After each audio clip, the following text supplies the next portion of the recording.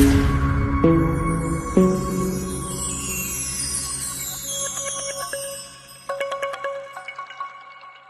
हम लोग 1.2 के क्वेश्चन नंबर 3 पर आए हैं। क्वेश्चन नंबर 3 1.2 के क्वेश्चन नंबर 1 और 2 सब पूरा हमने खत्म कर लिया था पिछले वीडियो में, और अगर आपको देखना है तो डिस्क्रिप्शन में आपको लिंक मिल जाएगा, आप देख लीजिएगा। अब 1.2 के क्वेश्चन नंबर 3 कहता है अभाज्य गुणनखंड विधि द्वारा निम्नलिखित पूर्णांकों के एचसीएफ और एलसीएम ज्ञात करें। अभाज्य गुणनखंड विधि जो है उसके द्वारा हमें निम्नलिखित संख्याओं का जो संख्या में दिया हुआ है, ये 3 क्वेश्चन है, इनका अभाज्य गुणनखंड निकालना है। तो आइए देखते हैं कैसे इसका अभाज्य गुणनखंड हम निकालेंगे। ठीक, सबसे पहला सवाल है ये 12, 15 और 21। 12, 15 और 21 का अभाज्य गुणनखंड विधि द्वारा हमें एलसीएम और एचसीएफ निकालना है। ठीक है, तो पहला क्वेश्चन है 12, 15, 21। यही बनाते हैं पहला का। सबसे पहले 12 लेते हैं। 12 का अभाज्य गुणनखंड हम करेंगे। 12 का अभाज्य गुणनखंड करेंगे तो क्या आएगा हमको? 12 का अभाज्य गुणनखंड करने पर हमको आएगा 2 गुना 2 गुना 3। कितना आएगा? 2 गुना 2 गुना 3। 3 दूनी 6 दूनी 12 हो गया। अब 15 3 से लगेगा, 3 गुना 5 हो गया। और 21 ये भी 3 गुना 7 हो गया। काम खत्म। अब इसको हम जो सबसे पहले होता है घेरा लगा लेते हैं। कौन कौन सा कॉमन है संख्या? देखिए 3 कॉमन है, हो गया। 3 कॉमन आ गया, और सब कोई कॉमन नहीं है। ठीक, एचसीएफ सबसे पहले लिखते हैं एचसीएफ। एचसीएफ में जो कॉमन आता है उसी सिर्फ लिखते हैं, इसलिए लिख देंगे एचसीएफ में कौन कॉमन है? 3, तो 3। एचसीएफ में सिर्फ 3 हो गया बस। अब एलसीएम लिखते हैं। एलसीएम में सबसे पहले जो कॉमन है उसको लिखकर उसके बाद जो बचा हुआ है, इसमें क्या बचा हुआ है? 2 और गुना 2। फिर इसमें बचा हुआ है 5, तो 5 लिख दिए। इसमें बचा हुआ सिर्फ 7 लिख दिए, हो गया। अब इस सबको गुना कर लेंगे। गुना करने पर इस सबको गुना करने पर हमको आएगा 420। कितना आएगा? 420 हो गया। पहला नंबर का हमें निकल गया एचसीएफ और एलसीएफ। और अब दूसरा नंबर पाते हैं। अब देखिए दूसरा नंबर है 17, 23 और 29। सबसे पहले 17 का, उसके बाद 23 का, उसके बाद 29 का। देखिए ये तीनों संख्याएं जो है 17, 23 और 29, ये तीनों संख्याएं अभाज्य संख्या है। कैसा है? अभाज्य संख्या। और अभाज्य संख्या वैसी संख्याओं को कहते हैं जिनका केवल 2 अपवर्तक हो, यानी सिर्फ एक को छोड़कर और कोई भी संख्या से वो भाग नहीं लगे, सिर्फ स्वयं से भाग लगे। एक और स्वयं से जो संख्या भाग लगता है उसे अभाज्य संख्या कहते हैं। तो ये अभाज्य संख्या है। इसमें सिर्फ 1 गुना 17, इसमें भी 1 गुना 23, इसमें 1 गुना 29 हो गया। ये सिर्फ 1 से लगेगा और स्वयं से भाग लगेगा, हो गया। अब देखिए इन तीनों में कॉमन क्या है? 1। इसका एचसीएफ जो होगा वो क्या हो जाएगा? 1। एचसीएफ हो जाएगा 1। और एलसीएम हो जाएगा इसका क्या क्या है? 17, 23, 29। एक है कॉमन, 1 लिख लेते हैं। उसके बाद 17, उसके बाद 23, उसके बाद 29 लिख दिए। अब इस सब हम जब गुना करेंगे, इस सब को गुना करने के बाद हमको आएगा 11,339। इस सब गुना करने के बाद आएगा हमको कितना? 11,339। अब बचा है 3 नंबर। 3 नंबर में क्या क्या है? 8, 9 और 25। 8, 9, 25। ठीक, 8 को जब हम तोड़ेंगे तो इसका आएगा 2 गुना 2 गुना 2। 9 को तोड़ेंगे इसमें आएगा 3 गुना 3। और 25 को जब तोड़ेंगे तो इसमें आएगा 5 गुना 5।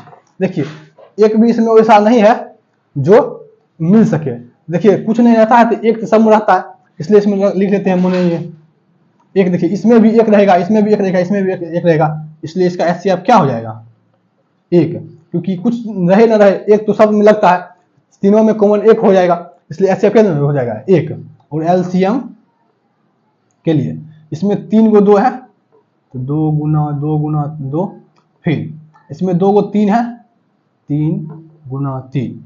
उसके बाद इसमें 2 को 5 है, 5 गुना 5 हो गया। इस सबको जब हम गुना करेंगे तो हमको आएगा 1800। कितना आएगा?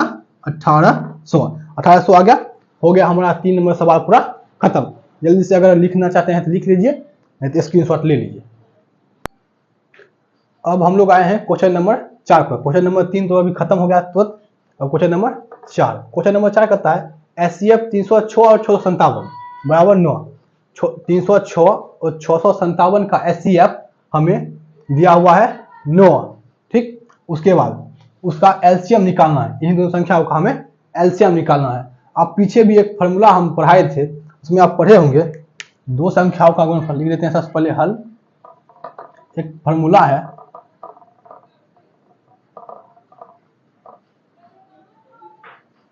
दो संख्याओं का गुणनफल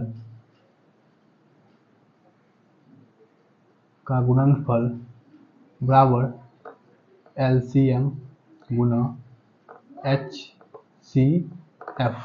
यानी जो कोई दो संख्या दिया हुआ है, उन दो संख्याओं का गुणनफल उस संख्या के एलसीएम और HCF के गुणनफल के बराबर होता है।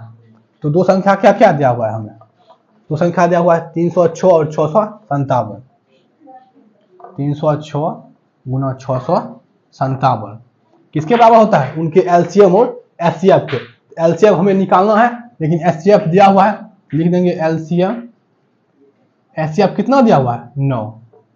अब देखिए इधर गुणा में है तो ये इधर आएगा, तो जब गुणा होता है तो बराबर की इस तरफ आता है तो क्या होता है? भाग में बदल जाता है। इसको लिख सकते हैं हम 306 गुना 657 बटे में 9 बराबर एलसीएम। बराबर क्या हो जाएगा? एलसीएम। अब देखिए इसको हम लोग काटते हैं। इसको जब हम काटेंगे तो ये हमें कटेगा 34 बार में। कितना बार में? 34 बार में। 34 बार में कटेगा। उसके बाद इन दोनों को जब हम गुना करेंगे तो गुना करने पर हमें आएगा, गुना करने पर आएगा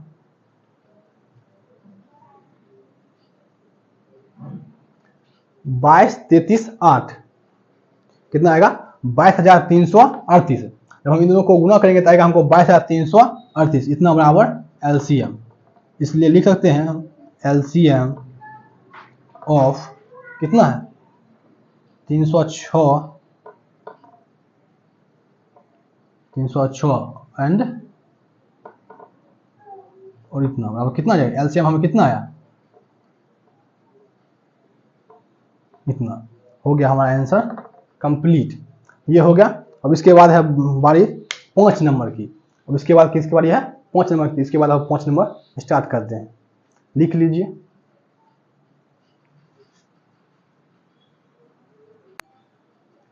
अब हम लोग आए हैं क्वेश्चन नंबर 5 पर। 4 क्वेश्चन खत्म हो गया, अब 5 पर। देखिए 5 नंबर क्वेश्चन कहता है कि जांच कीजिए कि क्या किसी प्राकृत संख्या n के लिए संख्या 6n अंक 0 पर समाप्त हो सकती है। यहाँ पर सबसे पहले तो प्राकृत संख्या की बात है। तो प्राकृत संख्या कहते किसको हैं? प्राकृत संख्या उन संख्या को कहते हैं, देखिए एक तरह समझिए जैसे प्रकृति है, तो प्रकृति की संख्याओं को ही प्राकृत संख्या कहते हैं। तो प्रकृति की संख्या क्या? प्रकृति में जितने भी संख्या, अब देखिए प्रकृति में कोई वस्तु है तो शून्य नहीं है। प्रकृति में जो भी वस्तु है वो शून्य नहीं है। 1 से स्टार्ट है, 1 है, 2 है, जो है, शून्य तो नहीं है। इसलिए शून्य को छोड़कर, इसके परिभाषा में, प्राकृत संख्या के परिभाषा में हम लिखेंगे कि शून्य को छोड़कर जितनी भी संख्याएं हैं वे सभी प्राकृत संख्याएं हैं। शून्य को छोड़कर जितनी भी संख्याएं 1, 2, 3, 4 अनंत तक जितनी भी संख्याएं हैं वे संख्याएं प्राकृत संख्याएं हैं। ठीक, उसके कहता है प्राकृत संख्या n के लिए, कोई प्राकृत संख्या n है उसके लिए संख्या 6 पर पावर n, 6 पर पावर n अंक 0 पर समाप्त हो सकती है। कहता है कि 6 पावर n है वो 0 पर समाप्त हो सकती है या नहीं। देखिए 0 पर समाप्त हो सकती है वही संख्या है। इसका पहले समझते हैं कि 0 पर कौन सी संख्या जाएगी जो 0 पर समाप्त हो सकती है। 0 पर वही संख्याएं समाप्त हो सकती है जिसका अभाज्य गुणनखंड हम करेंगे और उसमें हमें 2 और 5 प्राप्त हो। क्या हो? 2 और 5, केवल 2 और 5 अभाज्य गुणनखंड में प्राप्त हो, वैसी संख्याएं ही 0 पर समाप्त हो सकती है। देखिए इसका अभाज्य गुणनखंड हम करते हैं, हल लिखते हैं। क्या है? 6n है। इसका अभाज्य गुणनखंड अगर 6 का हम, तो 6 का क्या हो जाएगा? 2 गुना 3, 2 गुना 3 पावर n है, n दे दिया। अब देखिए इसको हम तोड़ेंगे भी तो 2 का पावर n गुना 3 का पावर n। देखिए इसमें 2 तो शामिल है लेकिन 5 शामिल नहीं है, 3 शामिल है, इसलिए यह संख्या शून्य पर समाप्त नहीं हो सकती है। इसमें हम लिख देंगे, इसको पूरा करने के लिए लिख देंगे, अतः 6n के रूप में लिखी गई संख्या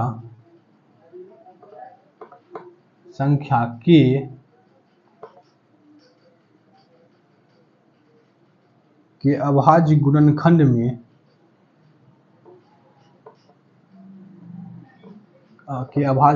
में 2 तो शामिल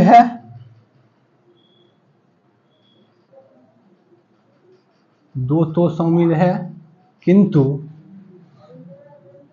किंतु क्या है, 5 शामिल नहीं है, लिख देंगे किंतु 5 शामिल नहीं है, इसलिए दी गई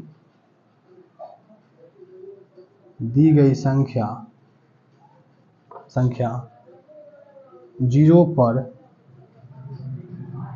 0 यानी शून्य पर समाप्त नहीं हो सकती। ठीक है, लिख दिए हम कि 6n के रूप में लिखी गई संख्या के अभाज्य गुणनखंड में 2 तो शामिल है किंतु 5 शामिल नहीं है, इसलिए दी गई संख्या जो में संख्या दिया हुआ है वो 0 पर समाप्त नहीं होगी। ठीक, लिख लीजिए इसको।